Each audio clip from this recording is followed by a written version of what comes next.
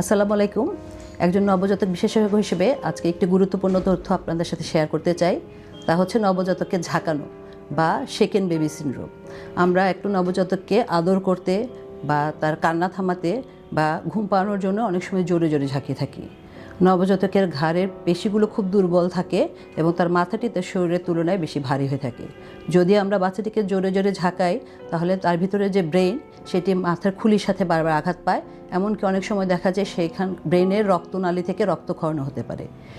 বেশি ঝাঁকানোর ফলে দেখা যায় আপনার শিশুটি হয়তো সে চোখে দেখতে পারে না, তার কানে শোনার ক্ষমতা হারিয়ে ফেলে, সে বুদ্ধি প্রতিবন্ধী হতে পারে, এমনকি অনেক সময় অতিরিক্ত রক্তক্ষরণ হয়ে বাচ্চাটি মারাও যেতে পারে।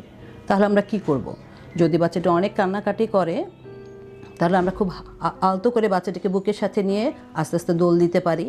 দেখতে হবে বাচ্চাটি ক্ষুধার্ত কিনা, তাকে বারবার মায়ের বুকে দুধ দিতে পারি। দেখতে হবে তার ডায়াপারটি ভিজা কিনা, সেটা আমরা বদলে দিতে পারি। তার পেটে গ্যাস জমেছে কিনা সেটা খেয়াল করতে হবে। সে খুব ঠান্ডা হয়ে গেছে কিনা বা গরম হয়ে গেছে কিনা সেটা খেয়াল করতে হতে পারে। এবং এই ব্যাপারে আমাদের পরিবারের সবাইকে সতর্ক করতে হবে।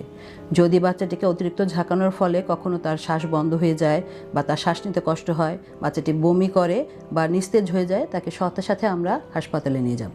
আপনাদের স্বাস্থ্য বিষয়ে সচেতন করার জন্যই আমাদের এই আয়োজন। তাই প্রতিনিয়ত স্বাস্থ্য বিষয়ে বিভিন্ন টিপস পেতে আমাদের চ্যানেলটি সাবস্ক্রাইব করুন এবং বেশি বেশি লাইক ও শেয়ারের মাধ্যমে সবাইকে আমাদের সঙ্গে সংযুক্ত হবার সুযোগ করে দিন।